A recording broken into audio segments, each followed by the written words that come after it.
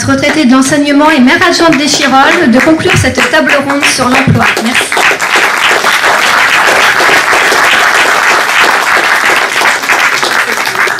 Ça s'appelle la chaufferie, c'est pas pour rien. Hein.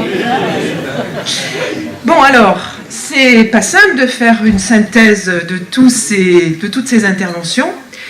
Et en même temps, c'est extrêmement fort, extrêmement rassurant de voir combien les militants qui sont là, qui sont intervenus, connaissent le terrain d'action dans lequel ils sont engagés et comment ils s'engagent aussi avec cette vigilance, cette attention toute particulière aux mauvais coups qui vont nous tomber dessus. Parce que je crois, et je ne vais pas répéter ce qui a été dit, la synthèse pour moi c'est bien de repérer que cette région, elle peut être un creuset, un réceptacle de ces politiques d'austérité et cette violence qui est faite aux gens à travers la politique gouvernementale, la politique européenne, largement ouverte aux traités transatlantiques et au TAFTA. Donc il ne faut pas rêver. La mise en concurrence, elle se passe là, le filtre, il est à la région, et c'est là-dessus qu'on peut agir avec tous ces éléments de vigilance qui ont été dits.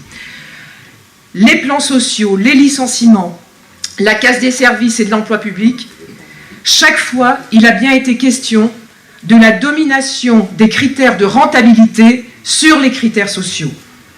Chaque fois, nous le voyons, les interventions portent au cœur de notre projet régional des objectifs radicaux de transformation sociale.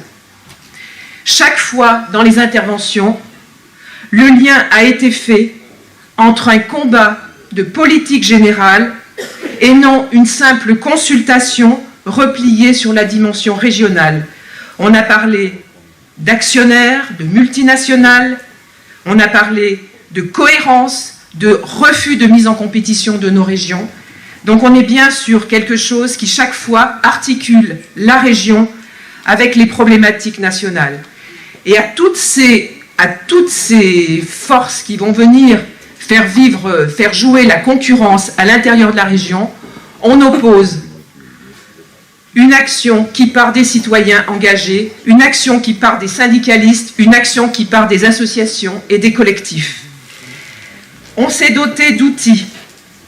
On a le fonds régional pour l'aide à l'urgence.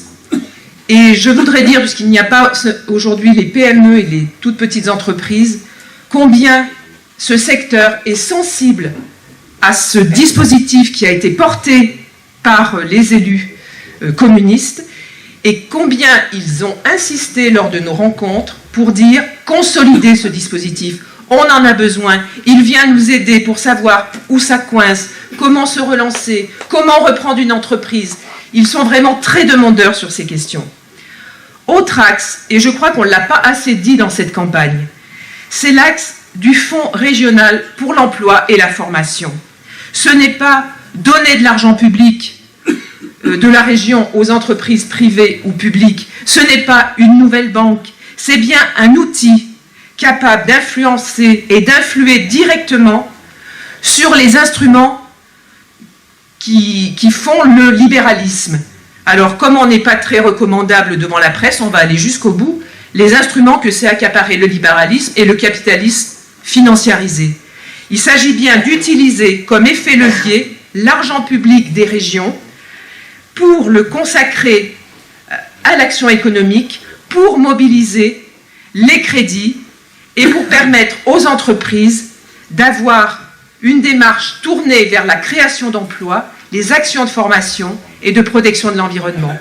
Je redonne cette piste parce qu'elle me semble une clé de voûte très importante dans notre projet politique. C'est la condition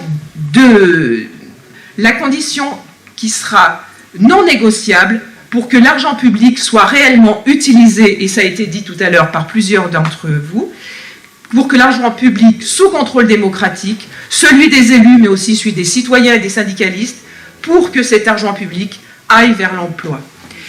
Je tiens à dire,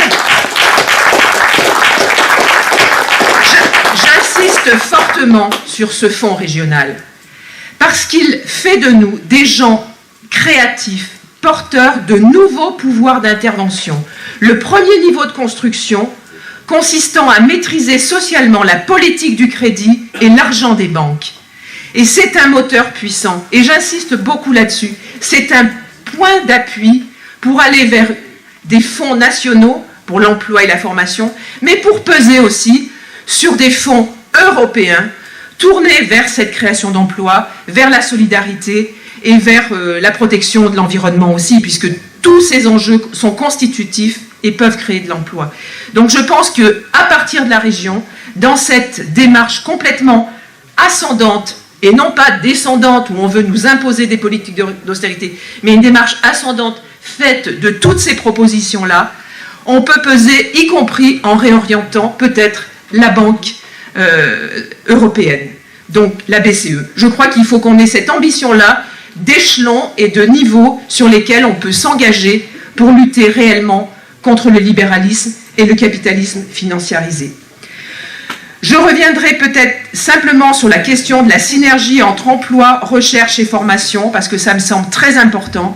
Et je crois qu'effectivement, Loris l'a dit, la mise en concurrence des formations est quelque chose d'extrêmement dangereux, parce qu'on voit bien que la pression que vont jouer les entreprises et les intérêts privés pour faire de ces formations des modèles d'adaptabilité ou d'employabilité à leurs intérêts propres et à court terme, font que derrière, on va oublier les gens et leur formation tout au long de la vie, une formation de plus en plus transférable, de plus en plus changeante au fil d'une vie. Donc là, je pense que c'est un gros danger qui a été très fortement pointé aussi. Donc je terminerai juste en disant que tout ce qui a été dit montre combien on a une richesse, on a une force de par la connaissance de nos terrains de lutte et de nos terrains d'action, comment ça peut se transformer, puisqu'on a une couche de transformation sociale, et combien la région représente bien une étape de conquête politique, passant par les salariés et les citoyens. On a eu raison de faire de l'emploi l'enjeu premier de ces élections régionales.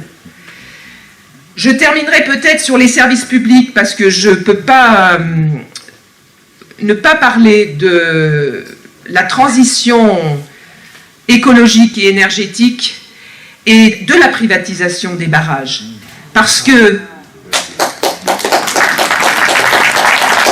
ceux qui aujourd'hui se targuent de faire de leur programme politique cette transition écologique et énergétique et qui, par ailleurs, votent la privatisation des barrages alors que les énergies renouvelables sont là et que les innovations sont là,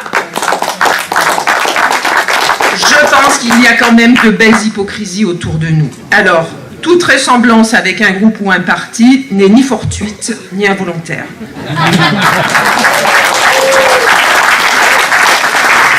Donc, un fonds régional, un vrai outil à travailler, à s'approprier pour peser comme un vrai levier de réappropriation de la politique du crédit et de l'argent des banques. Ça, c'est quelque chose qu'il faut qu'on travaille et dont on doit passer fortement le message. La question des synergies entre emploi, recherche et formation et la question des services publics. Voilà, quelques éléments. Pas facile de faire une synthèse, vous avez tout dit, on a tout dans les mains. Il faut voter pour nous, donc. Et ce que j'ai oublié de dire... Massivement. Et ce que j'ai oublié de dire, c'est qu'il y avait quelque chose qui était vraiment transversal. C'est pas un scoop, c'était l'humain d'abord.